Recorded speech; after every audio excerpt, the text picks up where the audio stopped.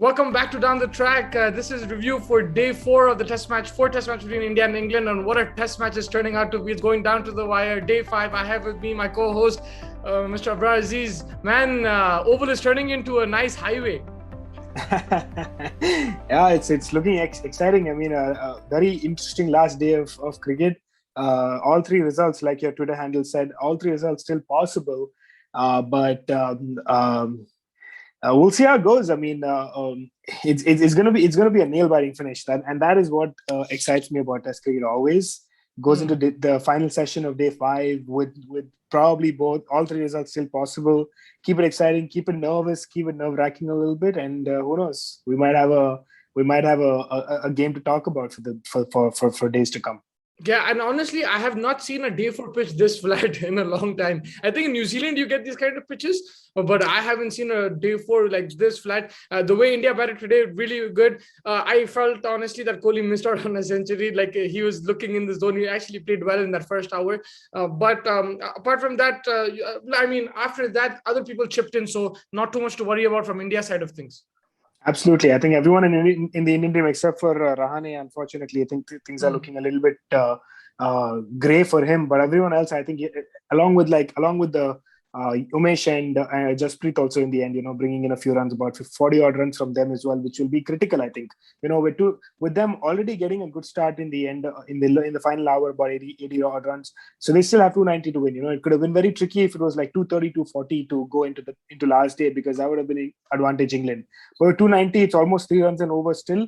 So it's still like an open game, and India can actually go for the fight as well. The one thing I'm only going to say, and I've been saying this from day 1 of Test match 1, is that they are going to miss Ashwin. I think that Ash on this pitch, when it's drying, we saw Moeen Ali spin it like square. So if Moeen Ali can spin it square, Ashwin has a trick or two up his sleeve. I think I'm trying to be realistic here. The commentators, I think, mentioned this maybe 57 or 58 times today. And whenever, I think 4 or 5 of those times, whenever they mentioned it, the camera panned to Ashwin, and Ashwin was listening to the commentary. Like he had the radio on. So I found that really, really hilarious. But I agree with you. On this pitch, I think, especially with that rough out there, you would have troubled the left-hand batsman and the right-hand batsman for sure, Ashwin. But you have to make do with what you have, right? I mean, India will have to learn from this in terms of team selection. I think it was an obvious one, with the sun baking and the English summer coming to towards an end, the pitch is tiring out. You do play at least Ashwin, if not Jadeja, but at least Ashwin, because now that Shardul Thakur can bat, so you can maybe have him in place of Jadeja, even though it's still a risk, but you know what I mean. So, yeah. But yeah, I mean, you have to play with what you got. But if you just look at that side of things, the way England batted, I think Burns and Hamid were brilliant. But apart from 1 or 2 balls from the fast bowlers, I think Jadeja was the only one who had maybe created half a chance. Otherwise, there was nothing in it for the bowlers. Yeah, it's and that's what worries me. You're expecting a Jaddu to bowl 40 overs tomorrow. That is not normal. Jaddu is a great bowler, not taking anything away from him. But on day 5, if you have an Ashwin bowling about 30, 40 overs, that's where you can really get through. You need 10 good balls tomorrow. That's all you need to win a Test match. But on the day 5, when there's so much rough, expecting that kind of a magical bowling effort by Jaddu is a little bit much, because Jaddu has always been a little bit of a supporting bowler, so to say. It's been Ashwin who's been your prime bowler. And now you have 4 fast bowlers, and out of which you can't even use that much. There's no point giving about 50 overs to fast bowlers tomorrow, because it's not going to work. And it's a little bit of I don't want to say it's a difficult situation, because Shardul was the one that came in. When I was surprised, because Ashwin would have been my easy choice to replace the bowlers, but I would have gone with 3 fast bowlers and 2 spinners, right? Because you're seeing the oval pitch, even historically on day 4 and 5, you see a lot of rough there, So especially if you have your plan to bat first, you're going to be done with batting by day 4. You have the day 5 to get wickets. A little surprised by that selection, and I've been saying it even in the last match. I felt like that they missed a trick over there, and this match for sure, 100%. If they really wanted to play Shardul, which is understandable, because they want a little bit more depth to the bat, especially because he is a critical. In terms of the batting here, he scored about 100 runs overall, in both innings. So that will be very critical. But I feel like maybe, just give Siraj a rest and bring in Ashwin. Still have 3 fast bowlers, and then you have Ash to and they can keep rotating one fast bowler and one spinner. Give 4 or 5 overs to the fast bowler, and then have Ashwin bowl from the other end about 8-10 overs, and then bring in Jadoo for 4-5, give Ash rest, and then bring him back. Kind of like that. Uh, a little surprised with that, and I said it in day one as well, but in the preview as well. Unfortunately, I wasn't able to join you for the first couple of days in the reviews, and that is my only thing. And only on the basis of that, I think it's going to be a draw.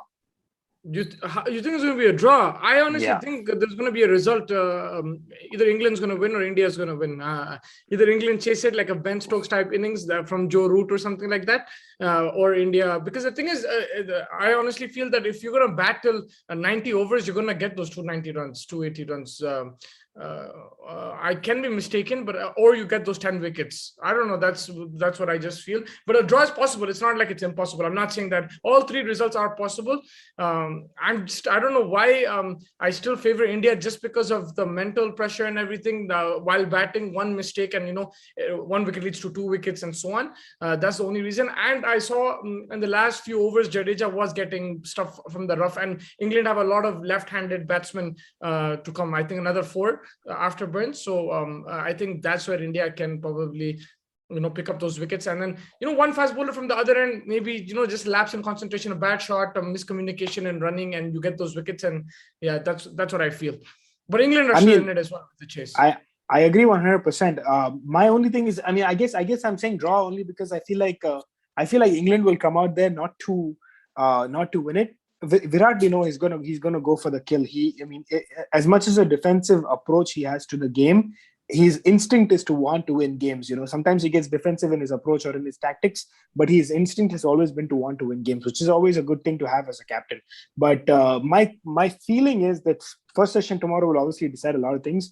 My feeling is that England will go in trying to avoid defeat, and that could always go against them. If they try to avoid defeat, maybe play very safe in the first session, and then maybe just pick it up a little bit in the second and third. But I think once they lose those initial 30 odd overs, let's say they score only about 50-60 runs in the first session, and maybe just lose like, let's say, a wicket or something, that gives only 60 overs for about 200 plus runs. That's going to be a little tricky then.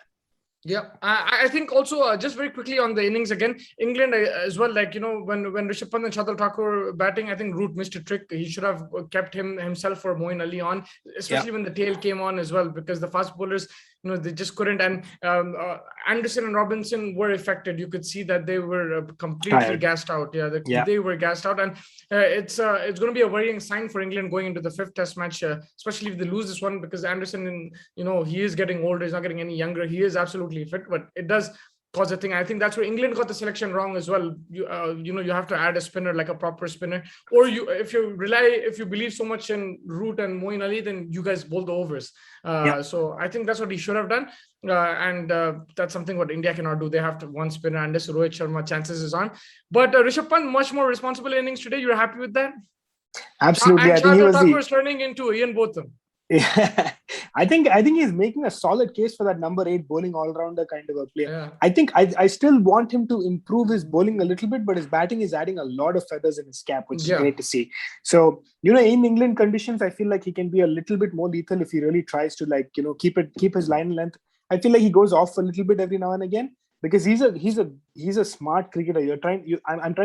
I'm coming to notice that about him. He's smart. Like, he's counter attacking when needed. Like, the first innings, the 50 runs that he got, it absolutely impeccable innings. Even the second innings, he chipped in with the bat, which is very important at the time. To support Rishabh over there was very important, and he did a fantastic job of it. I think number 7 Jaddu, number 8 Shardul, and then you have 3 top bowlers in 9, 10, and 11. Don't have to worry if they can't bat. It doesn't matter, And then you go with that kind of an attack, because Shardul and Jaddu can give you overs with the ball, and then you have 3 proper bowlers after that, because you have spin and pace there. What is in India has been missing has been that fast bowling all rounder, and I think that Shardul and Jaddu can really fill that void over there.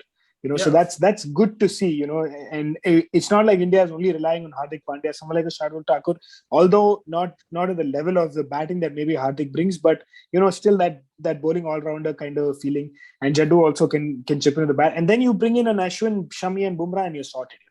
You that way you have these things. You don't have to worry about their batting or anything. They just come in, and none of Ashwin's no mug with the bat. I don't understand. Like, people tend to forget that He's had Yeah. first class hundreds. He's had test match hundreds. He's had some good scores as a batsman as well. So I feel like every over I'm going to see, I'm going to miss Ashwin more into tomorrow's game. Yeah. But it is what it is. And like you said, with England as well, they have the likes of Zach Leach sitting in the bench as well. So, the Overton wasn't used as much, I think. So maybe those the overs that Overton bowled, maybe give it to a Zach Leach and you have a different result for sure. Yeah, and Pant. And Punt, sorry, I completely forgot. But yes, Punt. No worries. He was the only chink in the armor, sort of, in the batting unit that hadn't gotten that 50 odd runs that everyone was talking about. Yes, Yeah. India has struggled with the bat as a unit, but as an individual performance, everyone has gotten a 50 except for Punt. So it was nice to see that he got that 50 as well. Just calm his nerves down. Because the media is and the world insane or fans in it have short memories. They forget what happened just in Jan in Australia, where he was like magnificent. 3 odd games with low scores, and people are starting to talk about his batting and stuff like that. You heard like snippets come through, and everything is like, is Punt good enough and all that stuff that you start coming back, and it can't haunt you. So it was very responsible, very good, very clean innings. It wasn't like he had an odd shot that was stupid here and there, but overall I thought it was a decent, mature kind of an innings, and very important at that time. That was the biggest positive, I think, just the mindset, the change in mindset, the more mature he was.